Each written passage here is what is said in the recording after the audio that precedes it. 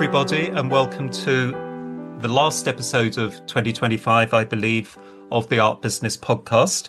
And my guests today are live from Warsaw in Poland. And so I guess in some ways that's quite good for appropriate, I guess, just before Christmas, because I imagine that Warsaw, which I've never been to, I'm afraid, I would imagine that it's filled with Christmas markets and lights and signs of hope. So anyway, my guests are Lukasz Sinitsyn and Kasia Piszkos. Apologies for my Polish pronunciation. So you're very welcome. And I was maybe we could start with. Should we start with Kasia and ask her about her background and how she came to Bliss Gallery, where she's the art director? Hello.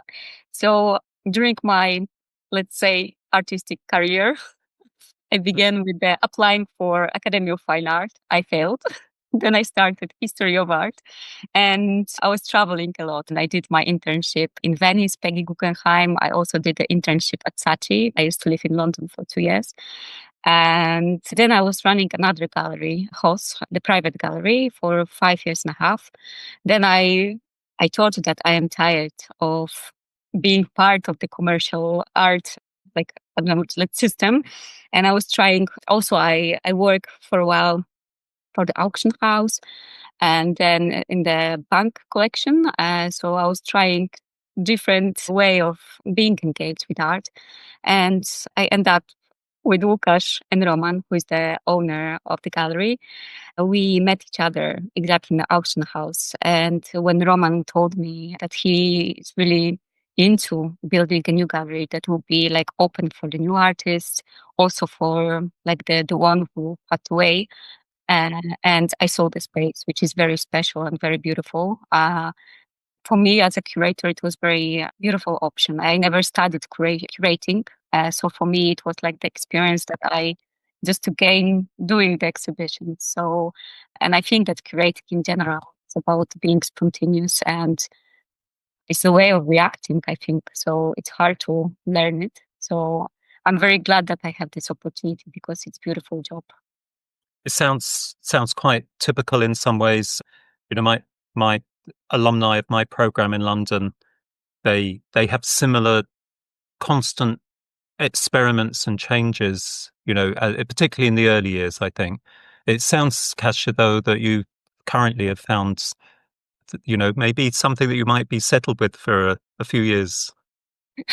Definitely, because as I said, like working for the private institution, you have this privilege to experiment a lot. We don't have to worry about like the slots that are last, for example, 6 months.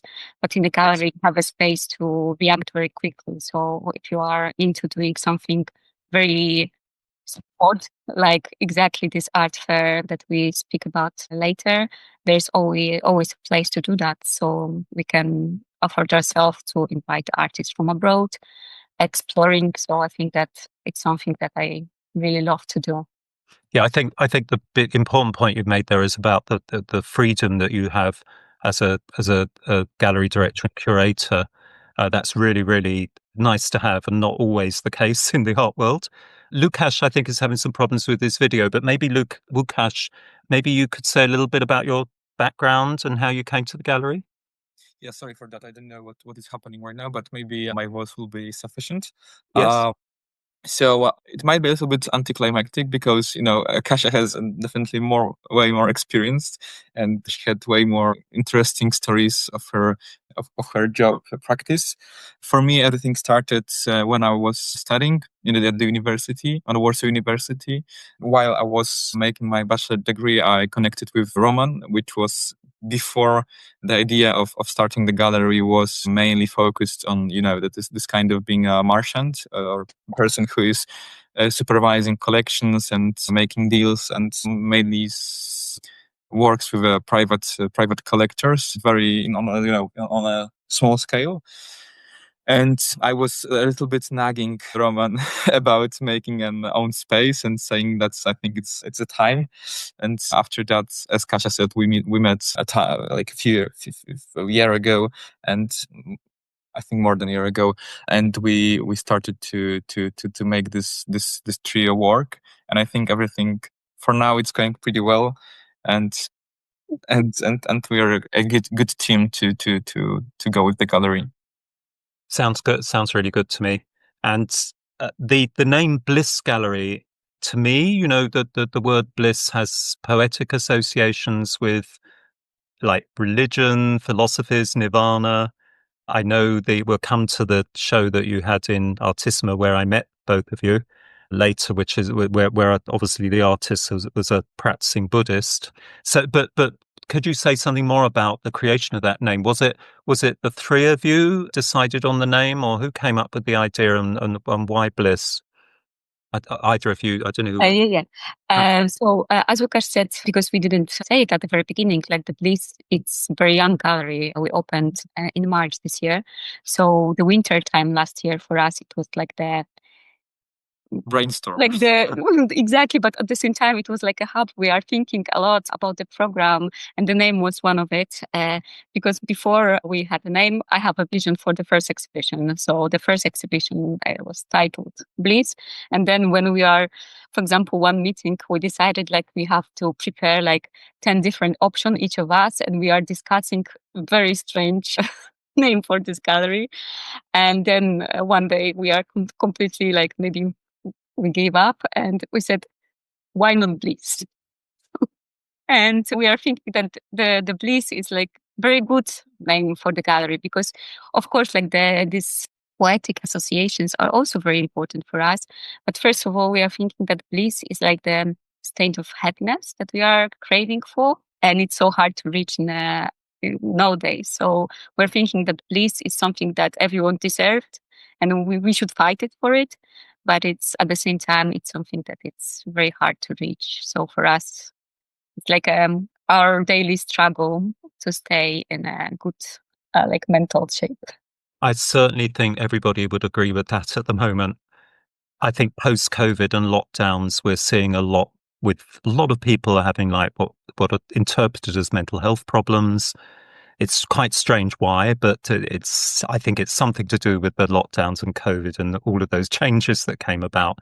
The sort of general stresses all of us have these days. So I like the idea of that. And I know that your exhibitions they're also about, I think a lot of the themes are about peace and happiness and finding peace in different types of environment, both the urban environment and in nature. So that's a really, really nice idea. I think of I'm a classicist. I think of the ancient philosophy of Epicureanism. Their philosophical school in Athens wasn't in the city. It was deliberately moved out into the countryside to a place called the Garden, which I kind of like the idea of because they felt that you couldn't reach what they called ataraxia, peace of mind, bliss, in the city. It just wasn't. It was very difficult to do that.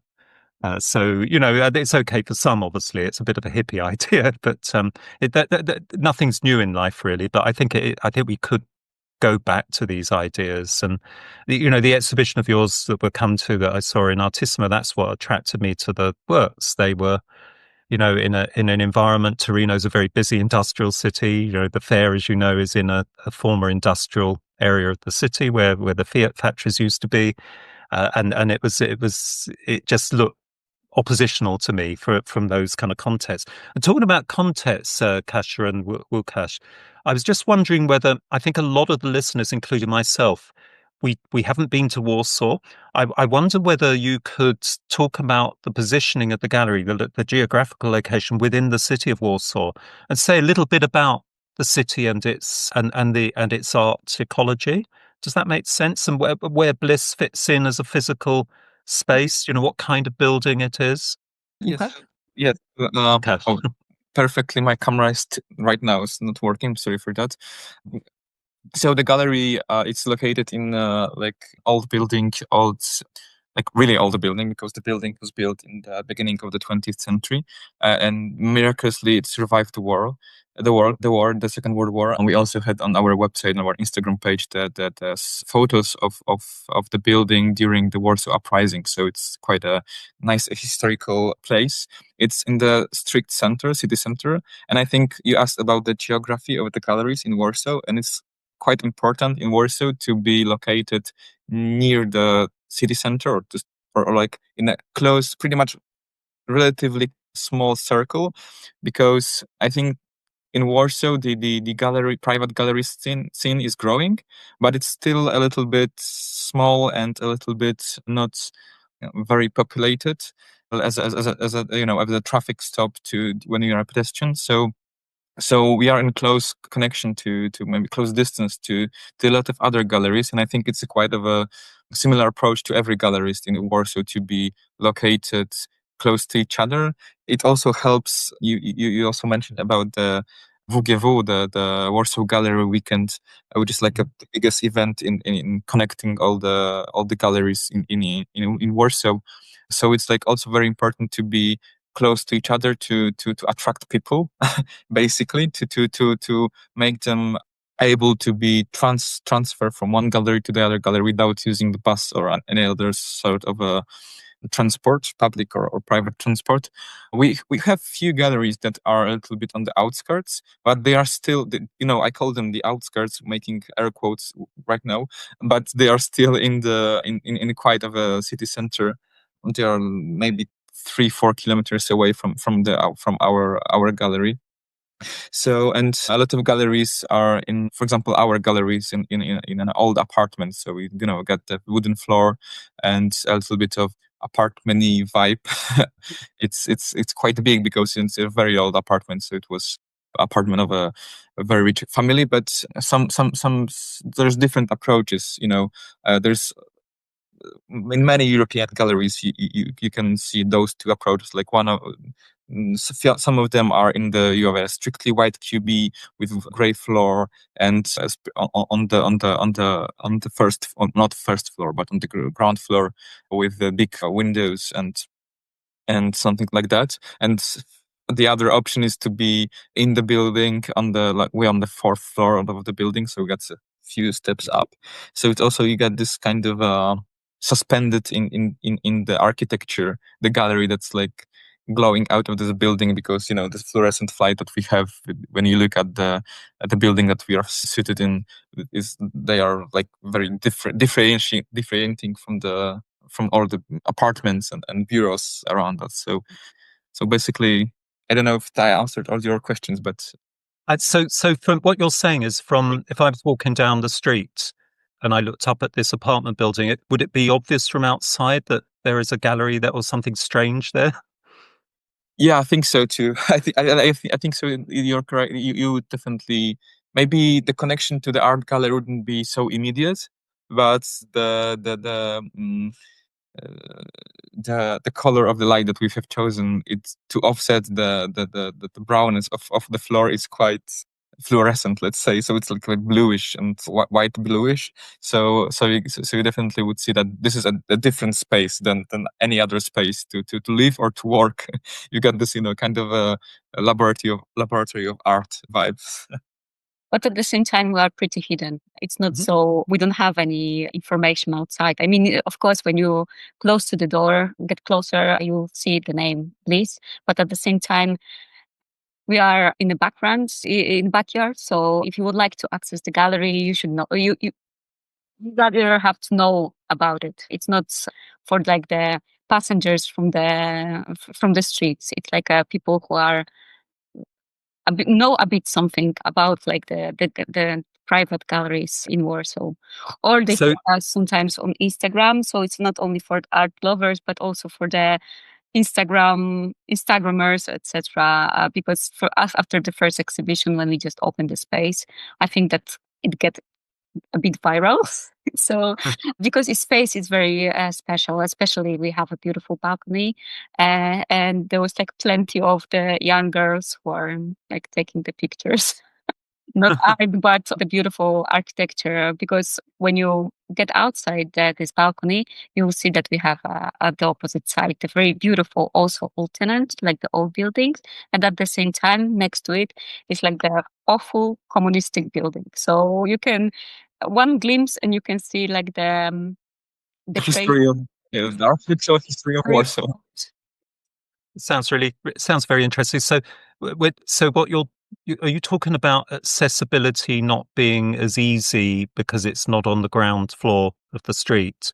And do people have to ring a bell and you call them in, you let them in, or can they just walk up the stairs? Yes, they have to ring, but at the same time, it's fully automatic. Okay. We don't have to run. Yes, yeah, but you people. yes, that's quite interesting. And is there an elevator or is it a staircase? There is a very small elevator. So for us, and for example, the last exhibition that we did, I had such a crazy idea that, for example, maybe let's do the fountain on the fourth floor, and we did it. But at the same time, the elevator is too small to carry some stuff. So poor Lukasz and Romek, because I'm the only lady in the gallery, they have to carry all my stupid ideas. The logistics of having a gallery on the fourth floor with in a very old building, it's sometimes might cause some problems. As Kasia mentioned, the last exhibition, like we had to make pretty much and a little puddle of water, so you might you might imagine how unsafe and uneasy it was going out of the gallery with the notion of having like 400 liters of water suspended on the wooden floor, and below you've had some offices and something like that. So it would be a disastrous thing. Anything broke, but fortunately it didn't. Sorry, can you explain that there was an art installation involved including water? Yes. Yes. So there was an exhibition during the Warsaw Gallery weekend, Yes. which I mentioned before and you are familiar with. And so we invited an artist, young artist, Ania Sztwiertnia from Krakow, some other main city in Poland. And one of her works, which is called Hydrofornia, which is translated to, I don't know, Kasia, if you got the translation, or it's hydroform, it's like the inner, like the structure that is hidden underground and pump the waters. So it's like structure that allow us to use the tap water. Mm. Yeah, and her installation needed to be connected to water and needed to be connected in a way that may freely drip the water and make this kind of a sound and like kind of abandoned building vibe a little bit. And so we had to make a solution for that, and we decided to make big. So the whole the installation, the framework of the installation is like, I don't know, 2 meters long, 1 meter wide, so it's a quite big installation, and this whole installation must be suspended in water. So we decided to make kind of improvised, I would say, like domestic lake on our floor of the gallery, and we bought special plastic wrapping that is needed, for example, used in the gardening industry, and so we made it this way, and it worked pretty much. We've got all the documentation, on the photos on our website. Yes. And I advise people to, if they're listening, to check right now this installation, because it's really beautiful, and it's really work of a very great artist. And then secondly, the things that thank you very much. Yes. Mogę teraz wyświetlić twoją aplikację. Rozpoczęto udostępnianie ekranu. So exactly. You can see. It's very clever. It's very clever because you can't see what we would call the pond lining, which is stopping the water going through your floorboard. Yeah. That's why we also had to put like 200 kilograms of stone, this stone material that covered it. And and for the reference, I can add that this room is like 5 meters across and 5 meters, so it's like 20. And I think even like 6 by 6, so it's quite large. Thank you. And the windows that we saw there, were they kind of like what we call French doors that they lead onto the balcony? Yeah. So, but those windows, this window that you showed on this installation, it isn't going to the balcony, but we've got the same set of like this old Frenchy like style windows going to the balcony other side. Those ones are just to be opened, and we're gonna get this barrier, and it opens to the courtyard of the building, so it's also quite nice. I think a lot of our listeners, I know a lot of my alumni, they go into logistics, art logistics, and they would be very, very interested in you being on the fourth floor, how you deal, as you say, with lots and lots of water up there. And, do you have to knock on the door of the offices below and say, we're just to warn you, we are, or what is the relationship with the other people in the building, or are they invited in for the preview and drinks to keep them keep them cool? We have to keep close to the community from this building, but there is also a lot of like institutions in this building, like the foundations, etc. Right. Roman, who is the owner, he's the close friend of the old ladies who live there because some of the apartments also like the passage from the generation. So we have some rules that we have to keep and follow. For example, we cannot do the openings during the weekends. We have to be very careful with finishing before like the 10 p.m.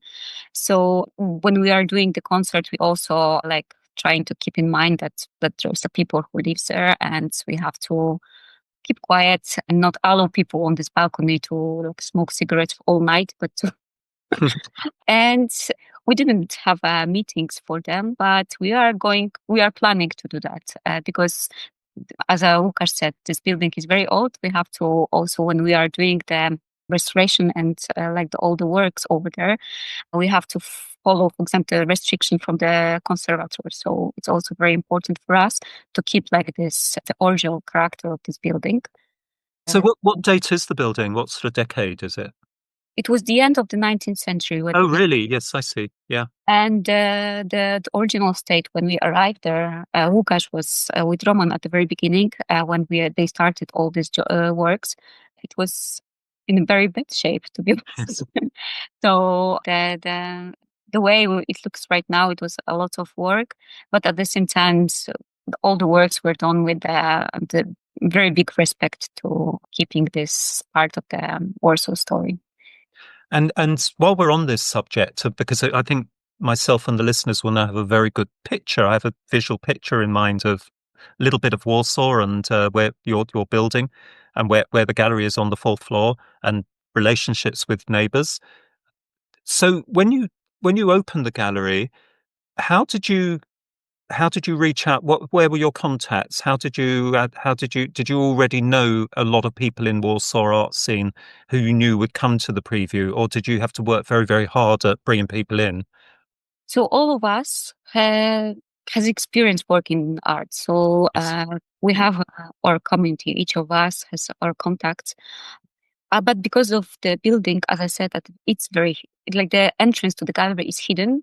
You have to work on promotion. So we are running the Instagram, the website, and apparently that the opening was a great success. So we are even surprised how many people arrived, and we think. Yeah, but I'm sorry to interrupt you, but I remember that we were a little bit scared for when you open the gallery, the first exhibition is quite of a like the thing that will say a lot about what you're representing, and we were a little bit scared, but it turned out, as Kasia said, that we are totally freaked out, to be honest. Yeah, the amount of people was overwhelming at the time, and we had this success with the amount of people going in for the exhibitions opening. Like every hour exhibition opening was quite hectic, so we are very happy that it turned out this way. But your question is very good, because I assume I would I know the feeling about how hesitant you are and how scared you are that no one is going to show up. The artists are going to be pissed, and then you take a blame for organizing it not in the best way. But I'm sorry, Kasia. No. That's really, yeah. In general, like all of the worries that we had and the lack of, I don't know how to say, the faith that we can carry this thing like at the very beginning, because there was like so many questions. And it's interesting that after like less than 1 year, we achieved amazing things. So we like to thinking about this beginning of sitting in this very cold gallery during the winter time, doing all of this, like creating the crazy ideas, but apparently we are put them in real life in such a very quick, a very fast time. But also to I think answer your question in another way, I think it's also very important. I think Kasia helped a lot with that, to be a part of an art world, to have those kind of, like, even a little bit of connection to people that would be familiar with your work. And for Kasia as a curator before, she, had this kind of resume that I assume brought a lot of interest to our gallery also. So that's definitely, if someone is thinking about like starting a gallery, it's, I think the first step that I would advise is to be, before opening and even before thinking about opening the gallery, try to introduce yourself to the art world, try to make connection, try to go for the openings, meet with the gallerists and talk to them, because it might definitely help with the with amount of people that will recognize your gallery as a part of this kind of gallery establishment, as I might say, in the city. We might say ecosystem, As you've mentioned, Kasia, coming with curatorial experience and reputation, maybe Kasia, I could just ask you a little bit about your curatorial experience, like Self Cedars, the exhibition at HOS Gallery, which focused on, I believe, on ecological and conceptual themes. I wonder is that something that's always interested you, and have you brought some of those curatorial ideas to Bliss? Mm. As I said, like I was running this gallery, HOS, it's like host, and Self Cedars, like the exhibition that I did, was an exhibition not exactly about the ecological issues, more like it was the presentation selection of work of three generations of women, and one of them it's Ala Savashevich, who is from Belarus, also from Ukraine, my mistake, and also Monika Drużyńska and Teresa Jakubowska. So it's like three different generations, and it's about like self-seeders. For me, it's like the concept of not being welcomed somewhere and somehow, and how to women have to like make own path to create, to be strong. What does it mean to be strong as a woman? So that was the question that I tried to answer for this exhibition. But as Lukasz said, like my experience, I'm very grateful because as a part of the Bliss Gallery, I have this opportunity to work as a freelance curator. So for example, I did a couple of exhibitions in different institutions this year.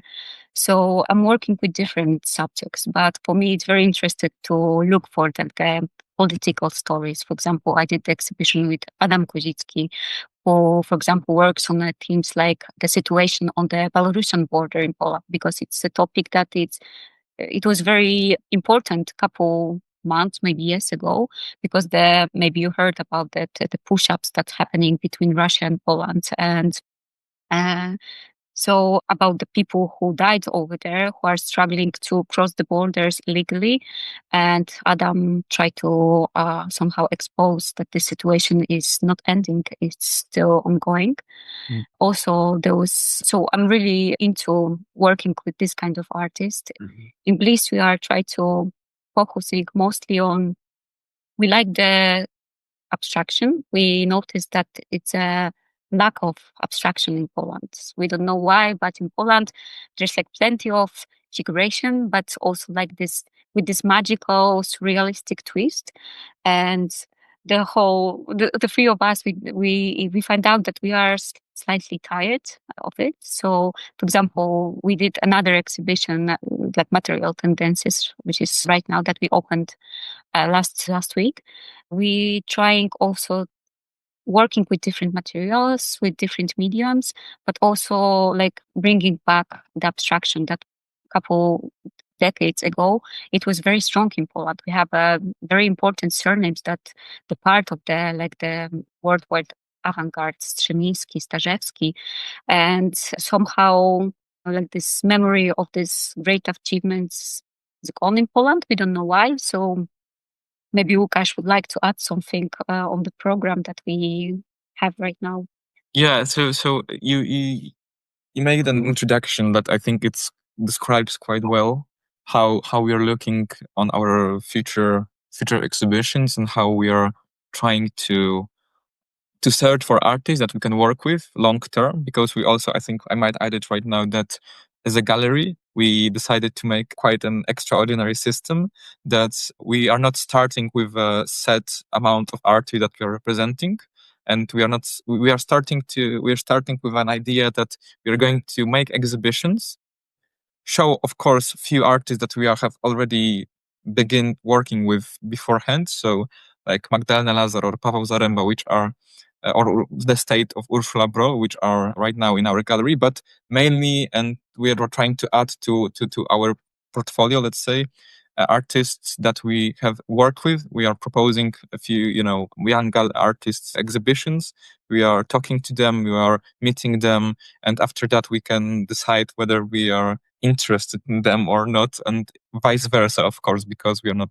Of course, we are the institution, so we have this kind of a high power in hierarchy, but we treat the artist as a very, on the same level of importance as an institution, and not even, maybe even more important than the institution itself. So there's one thing that I would add about our program and process of obtaining and thinking about art and the artists.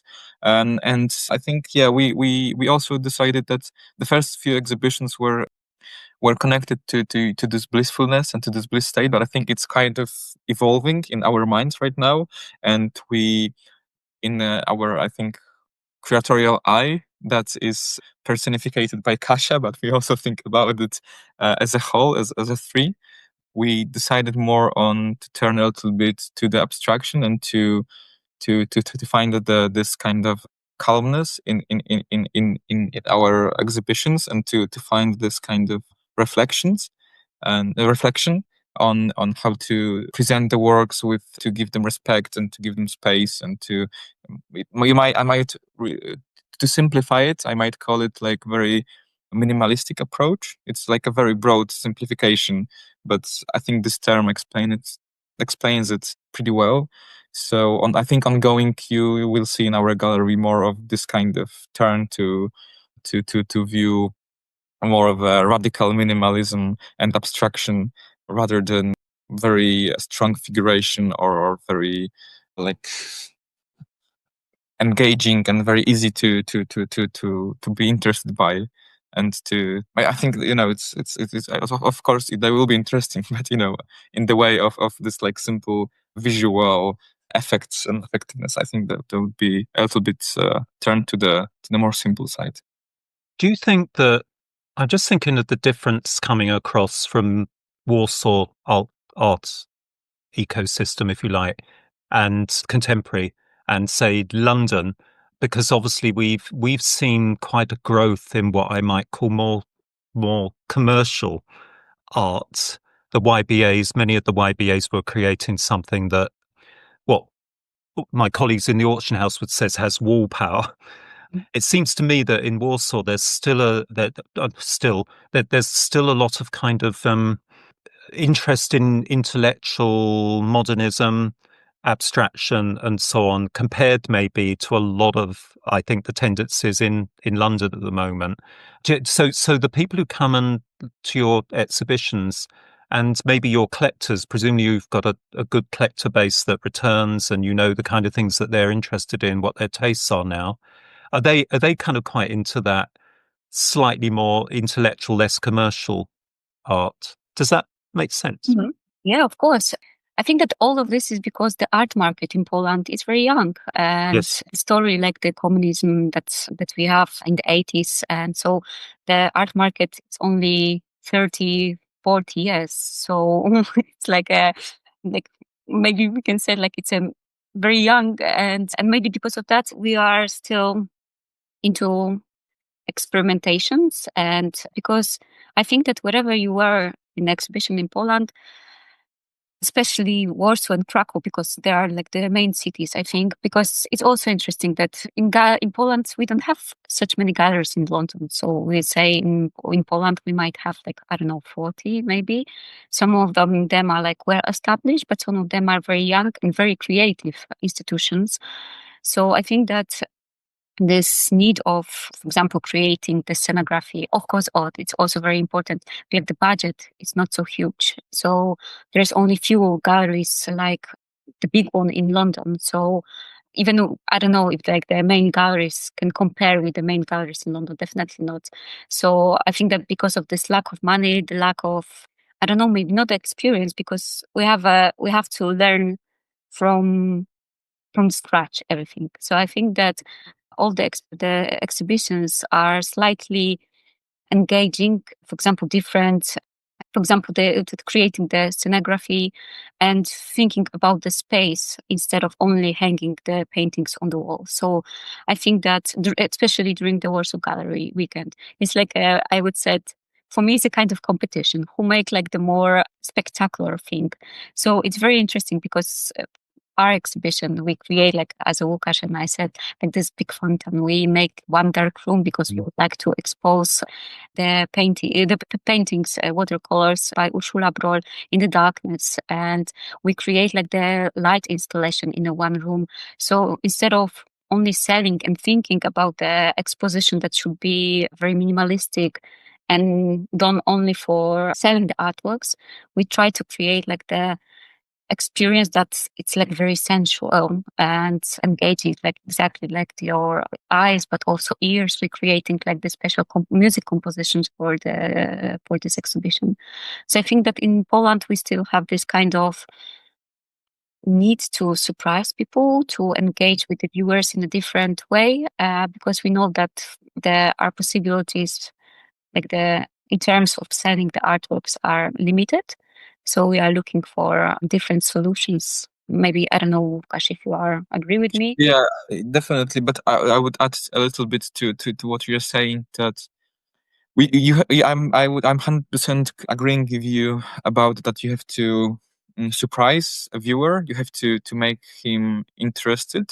But at the same time that you mentioned it, David, that you have to make it intellectually interesting. So it can't be a cheap visual kind of, it's, I don't know, red room and red paintings. It will be definitely criticized, and it will be treated as a very like cheap way of making something showy.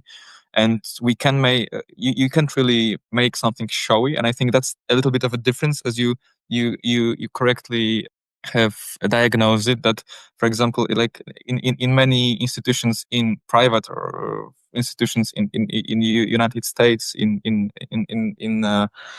England, in London, you've got sometimes they can allow themselves to make those kind of more visually pleasing and acceptable, like for everyone, installations or works. And in Warsaw, it's very like you have to be on the frontier of art. You have to show you have to show the most avant-garde, and you have to show that you are interested, you are deep into the conversation, you're intellectually pushing the narrative, not only visually. You have to, it's empty otherwise. So I think many of gallerists are they know about it, and you have to connect this with your gallery practice. So this notion of being on the frontier of intellectual engagement, and at the same time making something interesting for other people and for the collectors, because collectors are looking for also the same kind of approach, but at the same time they like things that are more aesthetically pleasing, so it's quite, I think it's quite, in Polish art market, it's quite different than in other parts of the world. And I've noticed that pretty much immediately after starting the gallery. And I think that's, it's also, I think it's, there will be change in few years. Collectors are changing a little bit, but right now it's on this kind of a state, like two-state solution.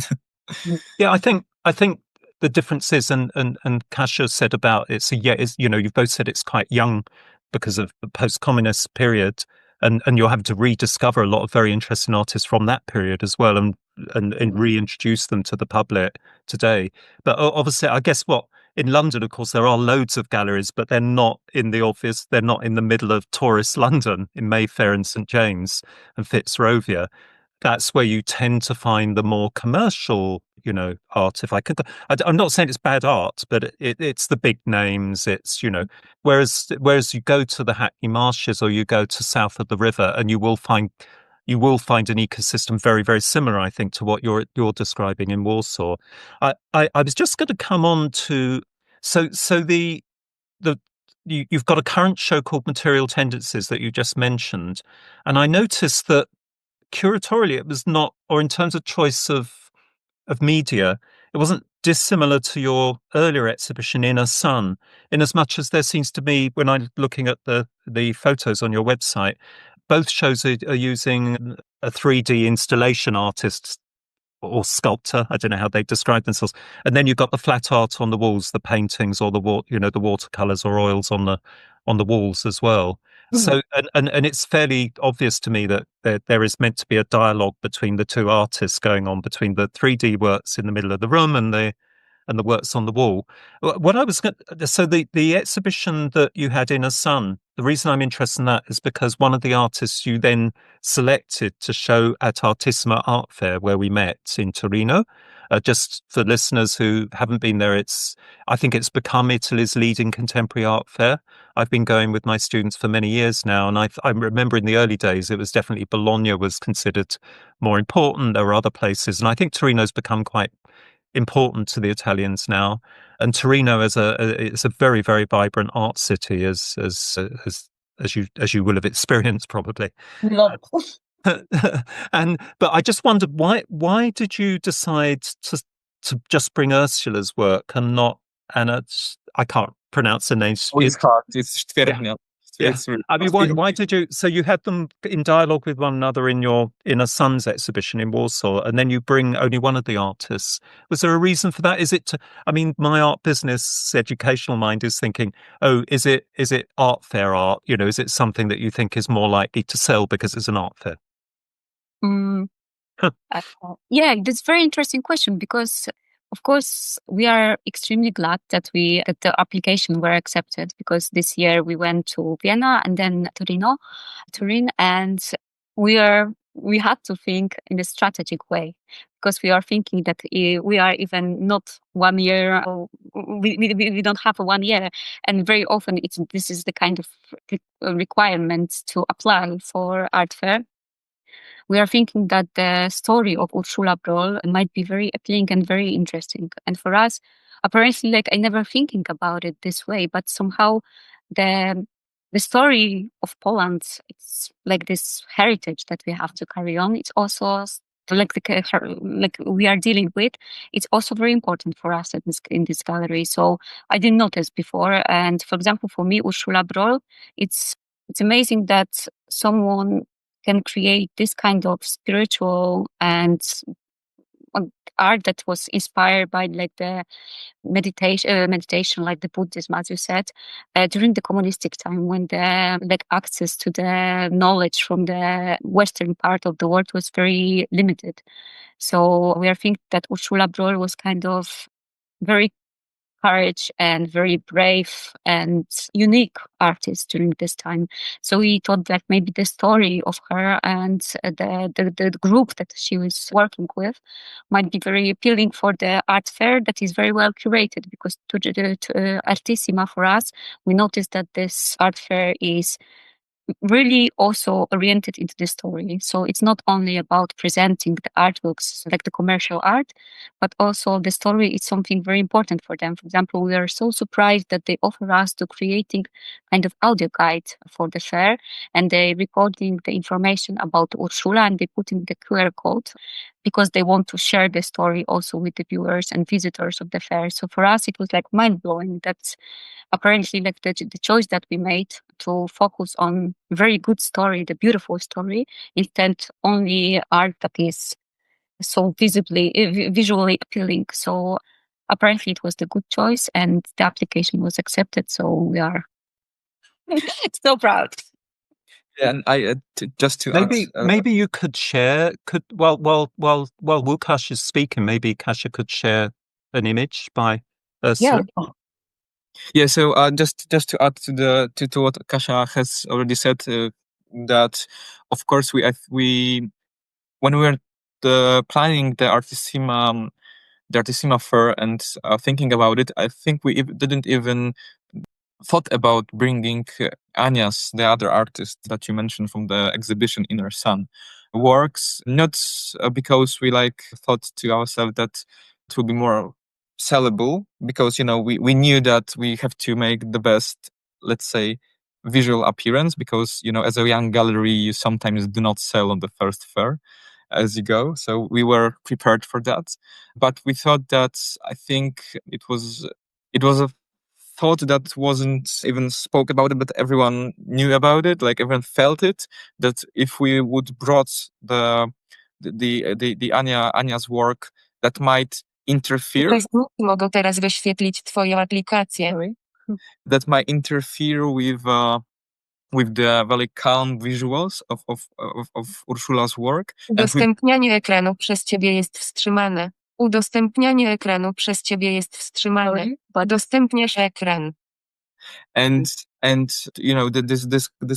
installation would create noise that might interfere with the reception of Urszula's work, which is very calm. And we thought to ourselves that leaving the walls, the big white walls with the relatively small works of Urszula would make it appear more appropriate, and to it would be definitely more clear for a viewer to view the story of Urszula this way, without the additional works of Anya, which are great, and we also connected them as you said, in the previous exhibition. But I think that also what we were in mind going out to Artissima, and at the end more practical.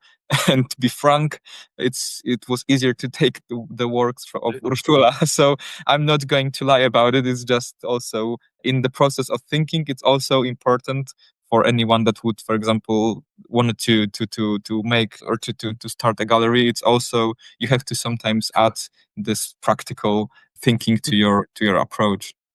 No, I think that's right, and I think you're quite right. I think it was a great choice for Artissima, because what I like about Kasia mentioned this, that the rationale I give to taking my students there is that this is an art fair that was doing what a lot of bigger art fairs, including places like Frieze, and have imitated. I would say that it becomes part of the celebration of art in the whole city, and they have more educational events. They have artist prizes. The Illy Prize for the cafe with the cups.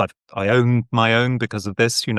It's very, very much part of the culture. It's not just a commercial fair, and they have these lovely sectors. I can't remember whether you were in the, what was it called, the past present, where galleries are asked to get out stock which maybe didn't sell or weren't very successful the first time round, but they now believe the artists this should be made visible again. That's a great theme of Artissima, I think, because it kind of works.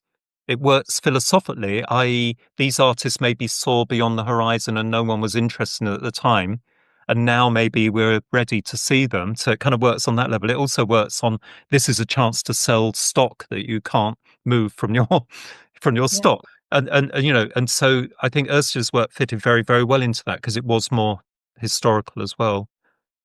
But what I was going to say is, it seems to me that so far you've had a very intelligent strategy. You've had your exhibitions in Warsaw, and they're obviously successful in terms of people coming to them. You've developed a curatorial style of your own, which is related to other styles in Warsaw.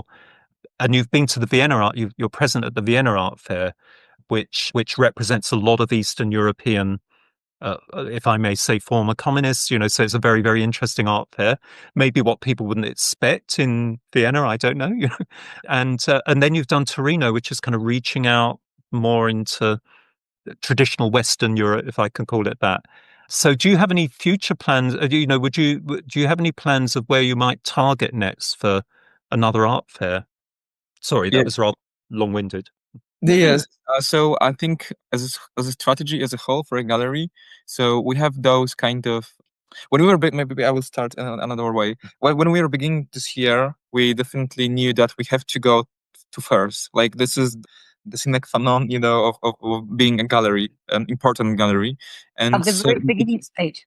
That's also add to a word to add, because some people said, "Oh, it's not worth it to go to art fairs," and some our colleagues from different galleries, they said to us, like, it's completely like in terms of economy, it's completely not worth to do that. But as Lukasz said, we know that we have to do that even if yeah, we know that it's at first two, 3, 4 times it won't be economically sane thing to do, but you also have to think about this your kind of importance of your gallery, and definitely fairs allow it to obtain this kind of soft power of importance.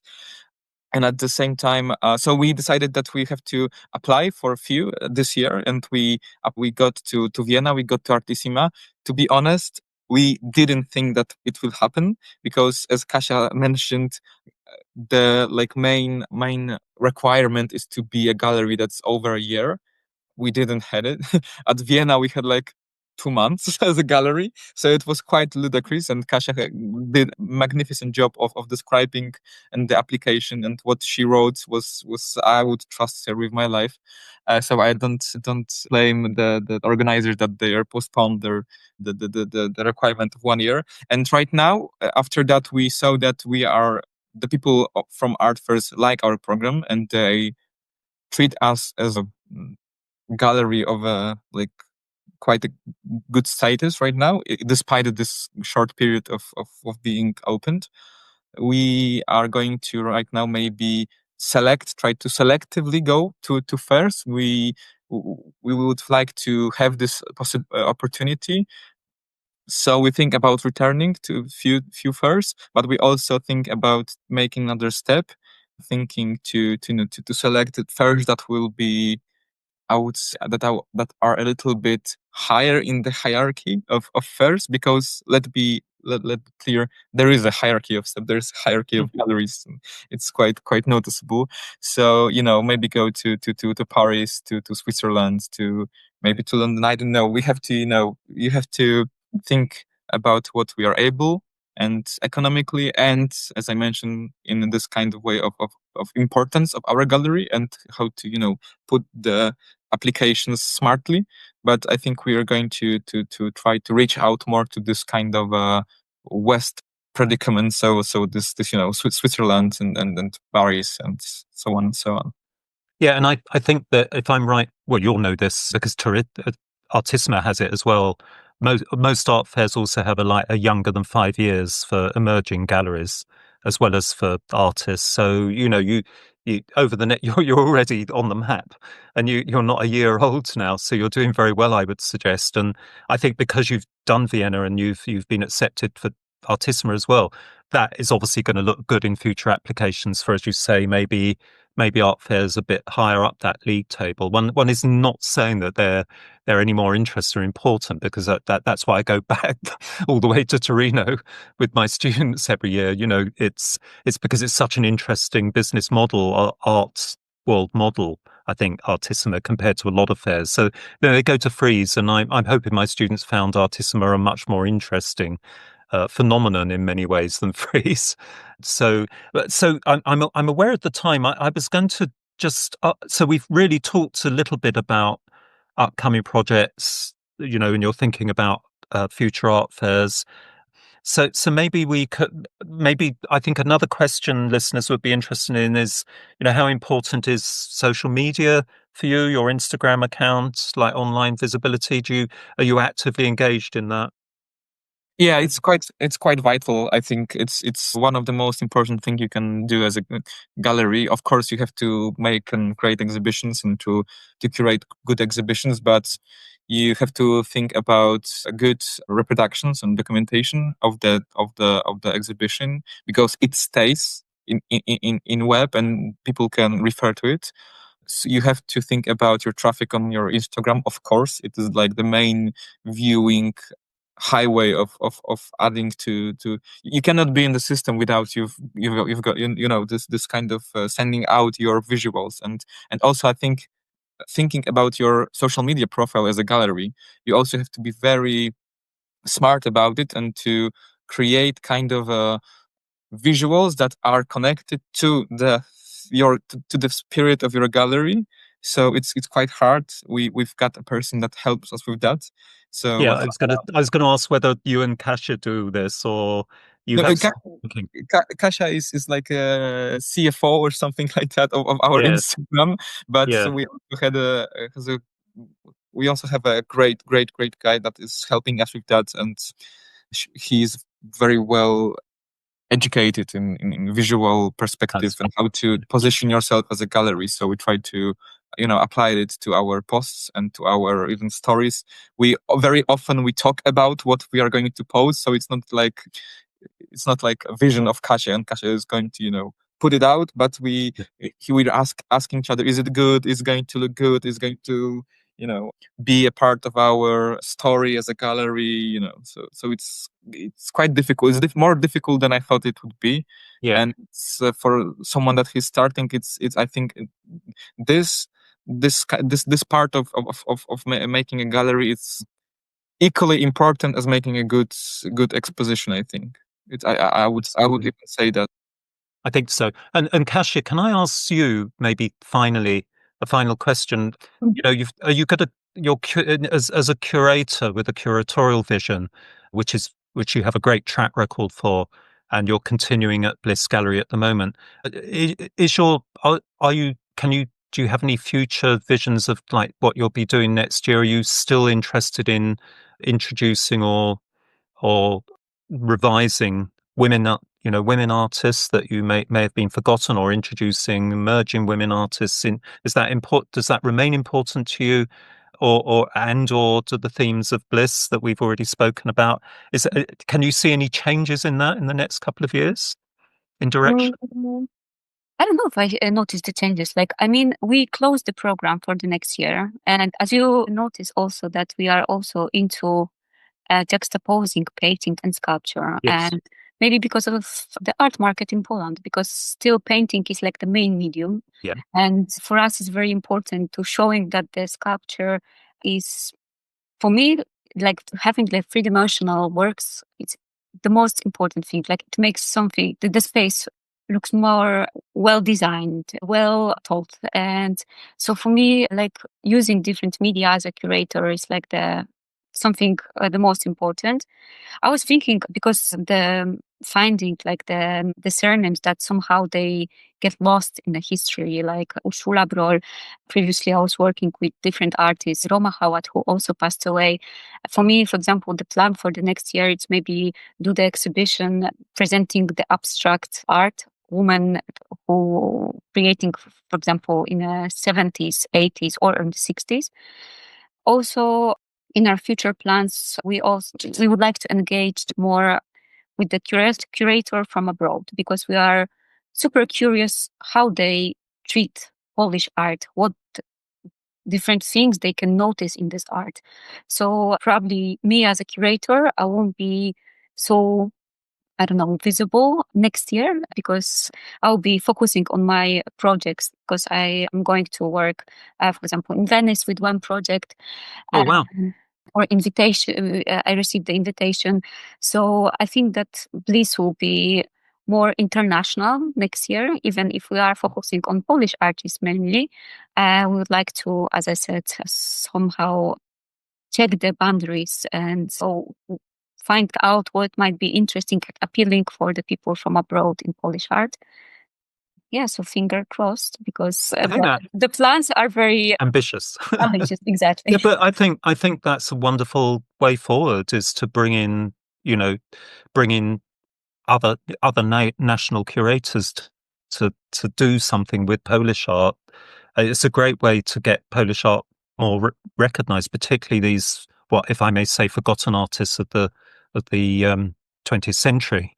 We see this a lot, and I think it's a great idea. May I ask? So, can you let us know where you will be in Venice and what you're doing there?